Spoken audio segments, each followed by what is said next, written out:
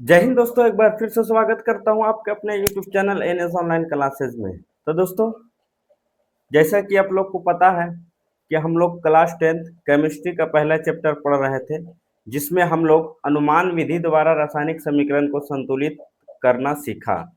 आज की क्लास में हम लोग बीजीय विधि द्वारा यानी अलजेब्रिक मेथड द्वारा रासायनिक समीकरण को संतुलित करना सीखेंगे। तो चलिए बिना टाइम वेस्ट किए हुए क्लास को स्टार्ट करते हैं और देखते हैं कि इस विधि द्वारा किस प्रकार से समीकरण को संतुलित करते हैं। तो देखिए, विधि का नाम है बीजीय विधि।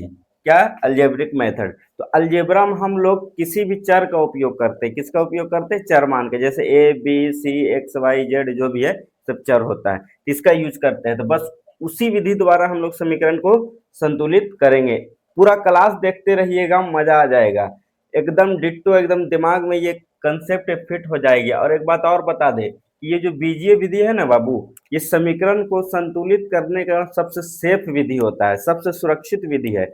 इस विधि द्वारा अगर समीकरण को संतुलित करना सीख गए तो कोई भी रासायनिक समीकरण हो इस विधि से आसानी से संतुलित हो जाएगी। दुनिया का जितना से जितना हार्ड समीकरण हो इस विधि से आसानी से संतुलित हो जाती है। अनुमान विधि में थोड़ा दिमाग लगाना पड़ता है, लेकिन इस विधि को अगर सीख गए तो दुनिया के जितना भी टफ से टफ समीकरण हो आसानी से संतुलित हो जाएगी। तो चलिए देखते हैं। सबसे पहले वही एकदम बेसिक सा एग्जांपल लेते हैं।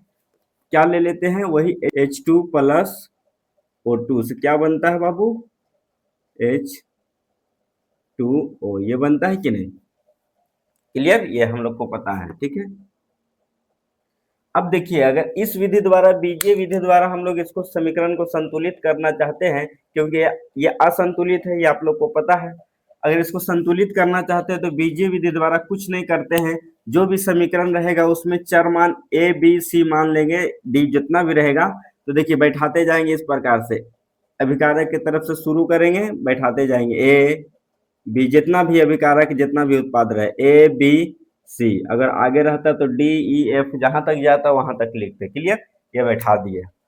अब आगे क्या करना है एकदम ध्यान से समझिएगा। देखिए, अब जो भी अभिकारक के तरफ रहेगा वही पदार्थ को हम लोग प्रतिफल के तरफ मतलब इक्वेशन बनाएंगे। क्या बनाएंगे? समीकरण बनाएंगे। उसकी मदद से जो भी अभिकारक के तरफ पदार्थ रहेगा और जो भी प्रतिफल की तरफ पदार्थ रहेगा उसकी मदद से इक्वेशन बनाएंगे। तो देखिए, अभिकारक की तरफ सबसे पहला हाइड्रोजन, हाइड्रोजन के साथ ए गुना में है।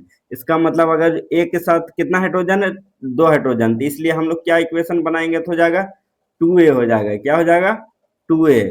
और क्या इधर और हाइड्रोजन है अभिकारक की तरफ? तो नहीं है। तो अब डायरेक्ट हम लोग जाएंगे प्रतिफल की तरफ। इक्वेशन बनाते हैं तो बराबर देंगे, प्रतिफल की तरफ हाइड्रोजन को ही देखेंगे। हाइड्रोजन के साथ सी गुणांक में कितना हाइड्रोजन है? तो 2 है, तो 2c हो जाएगा। इसको इक्वेशन पहला बोल देंगे। क्या बोल देंगे? पहला। क्लियर? अगला पदार्थ देखते हैं। तो अगला पदार्थ क्या है? ऑक्सीजन है। क्या है? ऑक्सीजन।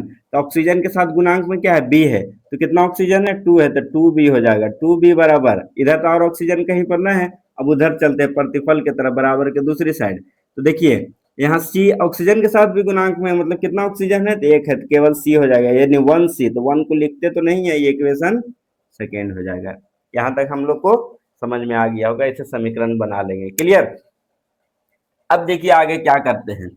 इनमें से आपको किसी का भी मान, जो सुविधा रहे, जो आसानी लगे, उसका मान 1 मान लेना है। कितना मान लेना है? 1 मान लेना है। इसमें किसी का भी मान, तुम ए का मान सकते हो, सी का मान सकते हो, बी का मान सकते हो, किसी का भी मान बढ़िया लगे उसको 1 मान लो। तो हम मान लेते हैं सबसे आसान, माना कि ए बराबर 1। चलिए ए बराबर 1 मान लेते हैं। सबको ऐसे लगता है, कोई बी मानता है, कोई सी मानता है, जहाँ जिसका जहाँ मन है वैसे कर सकते हो, जो भी आपका मन करे। तो हम लोग ए बराबर 1 माने। क्या माने? ए बराबर 1। तो यहाँ से जब ए बराबर 1 माने तो इसी का मान आप लोग, हम लोग समीकरण फर्स्ट में पुट करेंगे, क्योंकि समीकरण फर्स्ट में ही केवल ए है। समीकरण फर्स्ट में ही केवल 1 है। तो यहाँ पर पुट कर देते हैं, तो लिखेंगे समीकरण फर्स्ट से। ये लिख दिए। समीकरण फर्स्ट में क्या है बताइए? 2a। तो a का मान कितना हो गया? 1। अब बराबर 2 इंटू सी, 2c है। तो यहाँ से हम लोग करेंगे तो 2 बराबर 2c, 2 से 2 कटेगा। तो यहाँ से हमको c का मान कितना आएगा? 1 आएगा। कुछ नहीं तो 1 बचा, तो c का मान 1 निकल के आ गया। a का मान भी 1 माने, a का मान भी 1। सी का मान भी 1। अब हमको किसका मान चाहिए, ए बी और सी है तो केवल सी और ए का पता हो गया, बी का चाहिए। तो बी किस में, समीकरण सेकेंड में, तो लिखेंगे पुनः समीकरण सेकेंड में किसका मान रखने पर बी का निकलेगा, तो सी का रखने पर। तो समीकरण सेकेंड में सी का मान रखने पर, तो बताइए सी का मान रखेंगे तो क्या हो जाएगा, 2b बराबर सी। सी की जगह कितना रखेंगे, 1 रख देंगे, 1 रख दिए तो यहाँ से b का मान आएगा तो दो उधर डिवाइड में चल जाएगा, यानी 1/2, ये b का मान 1/2 हो गया। क्लियर, 1/2। अब इन्हीं सब a b और c का मान इसमें हम रख देंगे समीकरण में, तो क्या लिखेंगे, तो समीकरण क्या बन जाएगा, इसलिए समीकरण क्या बन जाएगा, तो a का मान रखने पर, तो a का मान कितना है, 1 है, तो 1 को रखेंगे तो 1H2, यानी 1 को लिखते नहीं है तो H2 खाली हो जाएगा, प्लस b का मान कितना है 1/2, तो 1/2 और O2। क्लियर। अब यहाँ से c का मान भी 1 आया तो H2O ही रहेगा, 1 तो लिखते नहीं।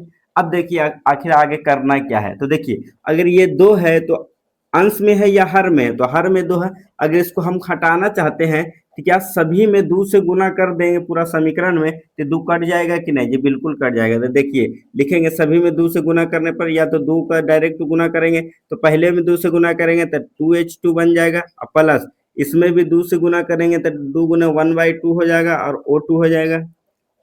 फिर क्या हो जाएगा बाबू, इसमें 2 से गुना करेंगे H2O हो जाएगा, यानी दोनों अभिकारक और प्रतिफल में दोनों तरफ क्या कर दिए, 2 से गुना कर दिए। क्या कर दिए, 2 से गुना। तो 2 से गुना किए, इसमें 2 से गुना किए 2H2 हो गया, इसमें 2 से गुना किए 2 गुना 1/2 हो गया, इधर 2 से गुना किए 2H2 हो गया। अब 2 से 2 कट गया, क्या हो गया, कट गया। बचा क्या यहाँ पर, 2H2 प्लस O2 से बना क्या, 2H2O। यही संतुलित रासायनिक समीकरण हो जाएगी। क्या समझ में आया, ये बिल्कुल आया होगा। तो ये सबसे सेफ मेथड होता है, थोड़ा लंबा है लेकिन ये ऐसा मेथड है जिससे समीकरण का संतुलित होना तय है, कभी गड़बड़ाएगा नहीं। है लंबा, ठीक है, टाइम टेकन है, तो ठीक है, लेकिन सेफ है। क्या है, सेफ है। तो इसको ध्यान से उतारिए, इसको समझिए। तो ये दूसरा इक्वेशन आपके पास है, इसको संतुलित करना है बीजीय विधि से। तो क्या करना है, हम क्या बताएं, सब में बारी बारी से ए से उठाएंगे, ए बी सी, जितना उत्पाद रहे जितना प्रतिफल रहे सब में बैठा देना है। प्रतिफल से स्टार्ट करेंगे, ए पहला प्रतिफल, दूसरा तो ए बी, और उत्पाद में फिर चलेंगे सी, अगर आगे रहता है उत्पाद तो डी हो जाता है, क्या हो जाता, डी हो जाता है। क्लियर। अब क्या करना है, तो देखिए दिमाग लगाइए, क्या बोले थे कि हम लोग को इक्वेशन बनाना है, यानी समीकरण बनाना है। तो समीकरण कैसे बनाते हैं, तो देखिए ए के साथ सोडियम के साथ ए गुणांक में है, पहले अभिकारक के तरफ, तो कितना हो जाएगा, ए गुणांक में है तो 2a, क्या बन जाएगा, 2 सोडियम है, ए है तो 2a हो जाएगा। क्या हो जाएगा, 2a। और इधर सोडियम तो नहीं है, नहीं तो बराबर हो जाएगा। प्रतिफल के तरफ इसी को देखते हैं सोडियम को, तो सोडियम कितना है बताइए, एन ए है, मतलब केवल 1 है, उसके साथ सी है तो सी हो जाएगा 2a बराबर सी। इक्वेशन पहला हो जाएगा। क्लियर, कोई दिक्कत नहीं। दूसरा बनाएंगे, क्लोरीन है, क्या है, क्लोरीन। क्लोरीन के साथ क्या गुणांक में है, बी है, तो 2b हो जाएगा, 2 है तो 2b बराबर क्लोरीन के साथ इधर क्या है, सी। आके क्लोरीन कितना है, केवल 1 है, तो क्या हो जाएगा, सी हो जाएगा, बराबर समीकरण सेकेंड हो जाएगा। क्या हो जाएगा, सेकेंड। अब यहाँ से देखिए ध्यान से, हम क्या बोले थे, कुछ भी हो, यहाँ किसी का भी मान अपना मान से 1 मान लेना है, ए मानिए, बी मानिए, सी मानिए, तो वही शुरू से जो करते आप आ रहे हैं हम लोग आसानी, माना कि ए बराबर 1 मान लेते, ए ही को 1 मानते हैं, तो ए को 1 मानेंगे तो देखिए समीकरण फर्स्ट में अगर ए का मान रखते तो सी निकलेगा, तो लिखेंगे समीकरण फर्स्ट से। समीकरण फर्स्ट से जैसे ही ए का मान हम लोग रखेंगे, यानी 2 गुने ए का मान कितना, 1, तो 1 बराबर सी, इसलिए यहाँ से सी का मान निकल के आएगा 2 गुने 1 यानी 2 आ जाएगा। ठीक है, फिर इसी इसी सी का मान समीकरण 2 में रखेंगे तो बी का मान निकल जाएगा, तो लिखेंगे अब समीकरण सेकेंड में सी का मान रखने पर, इतना लिखने के। अब देखिए यहाँ से अगर हम सी का मान रखते हैं तो क्या हो जाएगा, 2b बराबर सी है, तो सी का मान कितना है, 2 है, तो 2 रख दिए समीकरण सेकेंड से। अब 2 से 2 कट गया, इसलिए बी का मान कितना आ गया, 1 आ गया। कुछ नहीं तो 1 बचा कि सी, तीनों का मान क्या हो गया, निकल चुका है। अब इन्हीं तीनों का मान समीकरण में रख देते हैं। तो समीकरण में जब रखेंगे तो क्या बन जाएगा समीकरण, बताइए। ये समीकरण क्या बन जाएगा, इस प्रकार से बन जाएगी।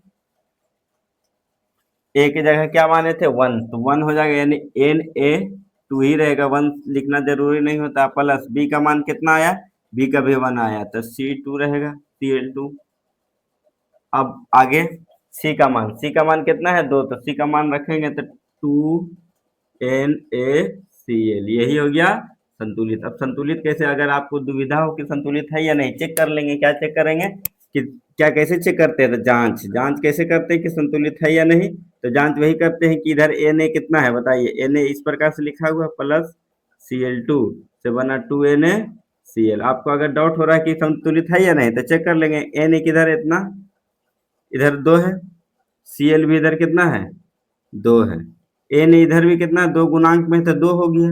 और Cl 2 के साथ भी गुणांक में होगा तो ये भी 2, यानी दोनों तरफ प्रत्येक परमाणु की संख्या क्या हो गया, बराबर, संतुलित हो गया। क्लियर। तो ये मेथड क्या है, सबसे सेफ और आसान मेथड है। ठीक है, आसान भी है, सेफ भी है, लेकिन टाइम टेकिंग है, लंबा हो जाता है। ठीक है, तो उम्मीद करता हूँ दोस्तों ये आप लोग को समझ में आई होगी।